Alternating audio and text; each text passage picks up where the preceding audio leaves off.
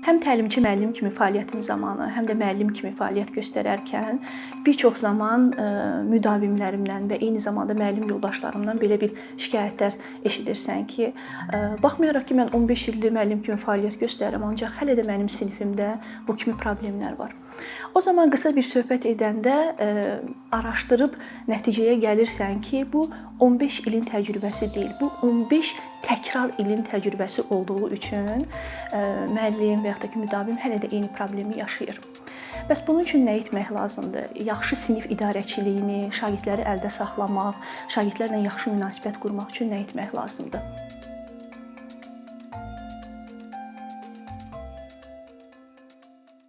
Burada əsas məsələlərdən biri budur ki, müəllim ümumiyyətlə sinifində müşahidəçi olmalıdır və baş verən hadisələrin fərqində olmalıdır ki, nə baş verir? Problem nədir?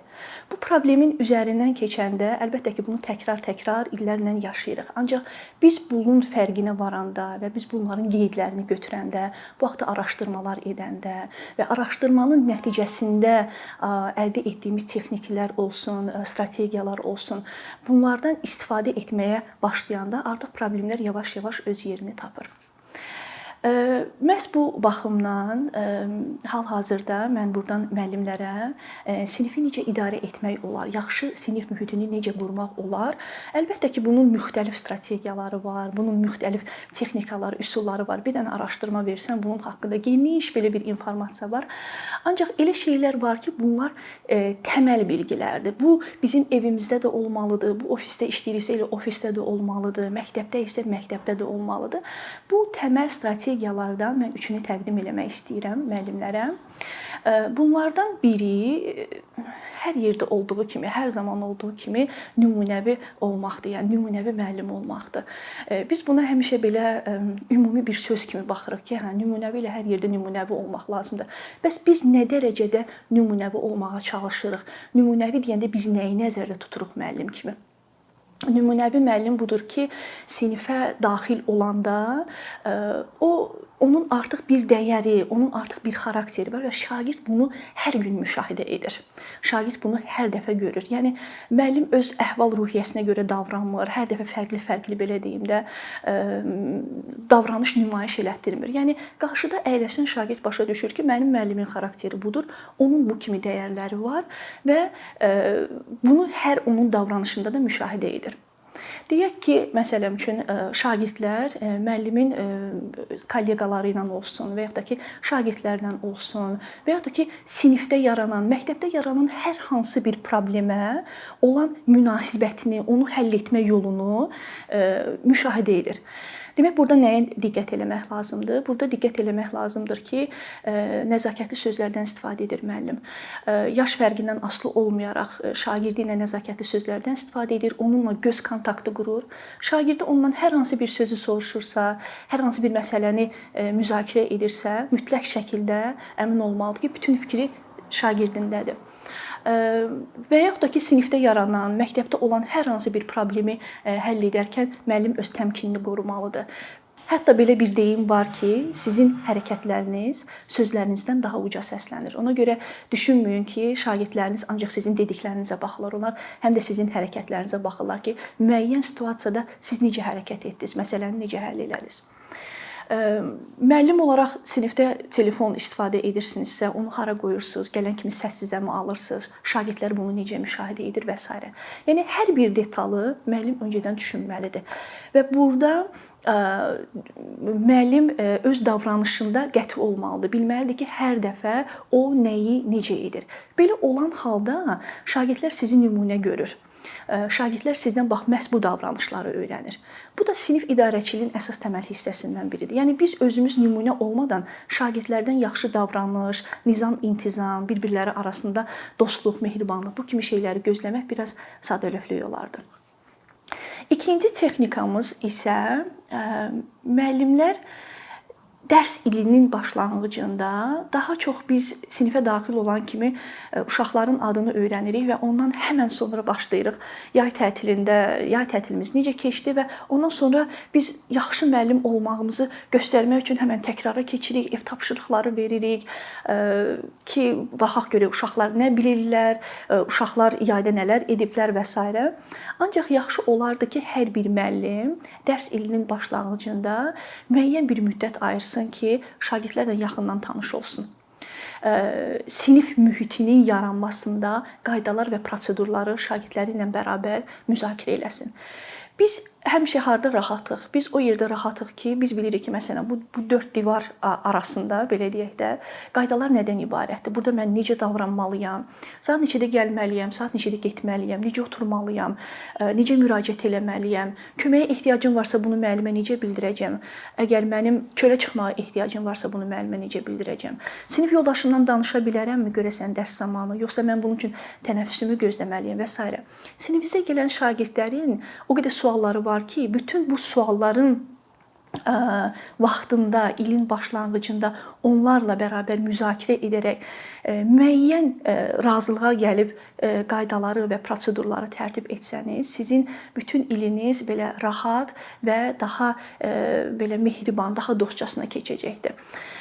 Bunun üçün nə etmək lazımdır? Bunun üçün elə dərsin ilk günündən şagirdlərlə bərabər müzakirə etmək lazımdır ki, bizim sinifin yaxşı, nizam-intizamlı olması üçün, rahat bir mühitin olması üçün biz nə etməliyik? Yaxşı olardı ki, qaydaları siz şagirdlərin özündən alasınız. Çünki şagirdlər özləri qaydaları və prosedurları təklif edəndə onlar özləri buna, belə deyim də, özləri bunu etdikləri üçün daha çox məsuliyyətli yanaşırlar. Sabah qayda pozuntusuna, hər hansı bir prosedur pozuntusuna daha az, belə deyək də, əməl edirlər. Çünki bu qaydaları özləri qoyublar axı və məsuliyyət onların özlərindədir. Buna görə yaxşı olardı ki, elə onlarla bərabər bir siyahı tutasınız və qaydalar və prosedurların siyahısını tutanda da çalışmaq lazımdır ki, bu siyahı uzun olmasın və bu deyilən hər bir qayda edilə bilən olsun. Yaxşı rəqəm budur ki, 3-5 civarında olsun. Yəni qaydalarımız ya 3 olsun, ya da həqiqətən daha çox qaydaya ehtiyac duyuruqsa, 5 qayda və ya da 5 prosedurdan ibarət bir anlaşma olsun. Çalışmalıyıq ki, qaydalarımız edilə bilən olsun, şagirdlər bunun məsuliyyətini götürə bilsinlər. Razılaşandan sonra həmin qaydaların bir nüsxəsini bütün şagirdlərə paylamaq tövsiyə olunur ki, şagirdlərin əlində bu dokument şəklində olsun və bir nümunəsini də sinifdə, divarda görünən yerdə hər dəfə onu göstərmək və ya da şagirdlərin hər dəfə baxıb yadına düşəcəyi bir güşədə onu mütləq şəkildə asmaq lazımdır. Üçüncü əsas məsələdən biri də təqdir etmək, şagirdi təqdir etmək. Biz müəllim olaraq öyrəşmişik ki, şagirdlərdə hər şey qaydasında gedirsə, bu çox gözəldir. Sinifdə biz bunu bilirik. Amma nəsə yerində getməyən kimi biz dərhal bunu valideynə çatdırırıq, dərhal bunu yazılı şəkildə və ya da valideyn iclasında. Təqdir etmək, ümumiyyətlə bütün insanlar təqdir edilməyi sevir. Biz təqdir ediləndə daha məhsuldar oluruq, daha məsuliyyətli oluruq, daha həvəsli oluruq. Bu bizə ilham verir. Ona görə təqdir etmək yenə də sinif idarəçiliyinin, belə deyək ki, ürəyidir. Buna mütləq şəkildə fikir vermək lazımdır.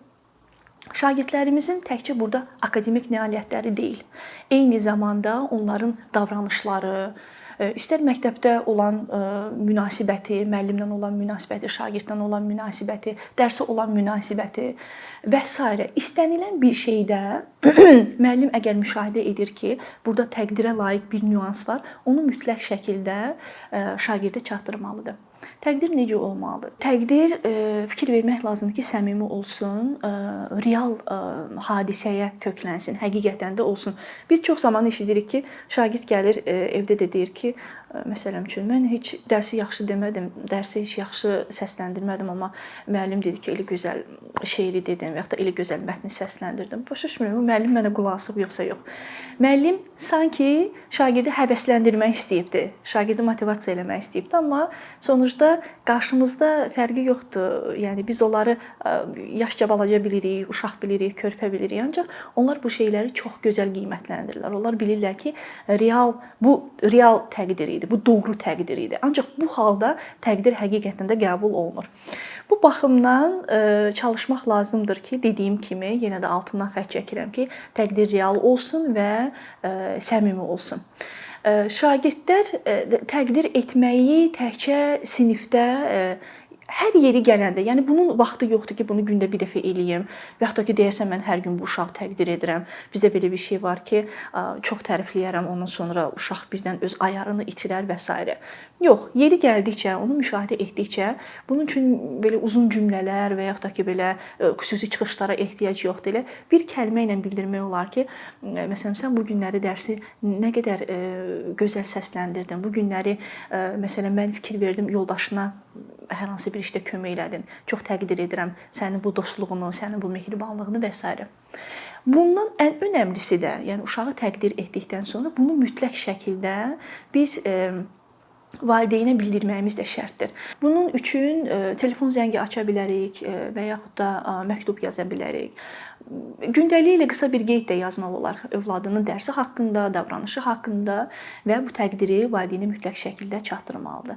Bu zaman nə baş verir? Bu zaman əlbəttə ki, valideyn bu təqdir məktubunu alanda, təqdir mesajını alanda, o da öz övladını evdə təqdir edir, ona təşəkkürünü bildirir. Bundan ilhamlanan şagird sinifə necə gələcək? Əlbəttə, daha ilhamlı, daha motivasiyalı və məhz bu biz dediyimiz təhsildə nədir? Şagirddir, müəllimdir və valideyndir. Bu təqdirdə indi bu bir nümunə idi. Hər üçünü bərabər istifadə edərək sinif şəraitini, sinif mühitini daha gözəl, daha məhsuldar, daha dostcasına, mehribancasına bir yerə çevirmək olar. Təklif etdiyim strategiyalar uzun siyahıdan yalnız 3 idi. Bir müəllim kimi fərqində olmaq, sinifinizi və şagirdlərinizi daima müşahidə etmək və ancaq şagirdlərin və sinifin ehtiyaclarına görə siz qaydaları, prosedurları, sinif idarəçilik strategiyalarını seçib istifadə edə bilərsiniz. Bir neçə ildir ki, əkinçi olaraq Azərbaycanlı izləyicilərin hər zaman faydalana biləcəyi, keyfiyyətli və ən əsas ödənişsiz kontent hazırlamağa çalışırıq. İndiyədək təqdim etdiyimiz onlarla animasiya və yüzlərlə çəkilişlər tələbələrin, mütəxəssislərin, müəllimlərin və ümumiyyətlə yeni mövzulardan xəbərdar olmaq istəyən çox sayda insanın marağına səbəb olub. Bu illər ərzində hazırladığımız videolar təhsil, texnologiya, ictimai fəallıq, iqtisadiyyat, gender bərabərliyi, ətraf mühit, ifadə azadlığı, hüquq, demokratik inkişaf, mədəniyyət və digər mövzuları əhatə edib. Məqsədimiz çoxlu baxış gətirən deyil, çoxlu fayda gətirən videolar hazırlamaqdır. Amma bu, düşündüyümüz qədər asan deyilmiş. Gördüyümüz iş kifayət qədər resurs, əmək və təbii ki, davamlılıq tələb edir. Bu səbəbdən Patreon platformasından istifadəyə başladıq. Əkinçinin Patreon hesabının populyarlaşmasına çox böyük ümidlərimiz və gözləntilərimiz var. Bəziləriniz Patreon haqda ilk dəfə eşidirsiniz. Əslində, çox sadə izahı olan bir platformadır. Təsəvvür edin ki, siz rəssam və ya musiqiçisiniz. Sosial şəbəkələrdə sizi izləyən, işinizi bəyənən çox sayda insan var. Patreon platforması sizə imkan verir ki, izləyicilərinizin könüllü aylıq ödənişləri sayəsində işinizi davam etdirəsiniz. Sərgi, konsert zallarından asılı qalmayasınız. Amma bu, təkcə rəssam və musiqiçilərə aid deyil. Məsələn, əkinçiyə bənzər fəaliyyətlə məşğul olan bəzi layihələrin 10 minlərlə patronu var. Biz də düşündük ki, nə üçün əkinçinin Patreon hesabı olmasın? Sizin dəstəyiniz sayəsində biz daha çox və daha keyfiyyətli kontent yaratmağa davam edə biləcəyik. Amma bu dəstək yalnız maddi dəstək deyil. Dəstəkçilərimizin sayının artması gördüyümüz işlərin faydalı olduğuna dair əminlik verir. Patreon platformasından istifadə çox sadədir. Hesabınızı açırsınız, sizə uyğun dəstək növünü seçirsiniz və Patreon özü hər ayın ilk günü kartınızdan seçdiyiniz dəstək növünə uyğun ödəniş tutur. Bu qədər. Sonda onu demək istəyirik ki, dəstəkçilərin sırasına qoşulmaq istəyən, amma məhdud imkana görə bunu edə bilməyənlər narahat olmasın. Daha öncə dediyimiz kimi, bizim əsas məqsədimiz daha çox insanın hər zaman faydalana biləcəyi keyfiyyətli və ödənişsiz kontentin yaradılmasıdır. Bunun üçün mütləq patronumuz olmalısınız deyə məcburiyyət yoxdur. Amma imkanınız patron olmağa çatırsa və bizim işimizi bəyənirsinizsə, patronlarımızın sırasına qoşulmağınız bizim üçün çox önəmlidir.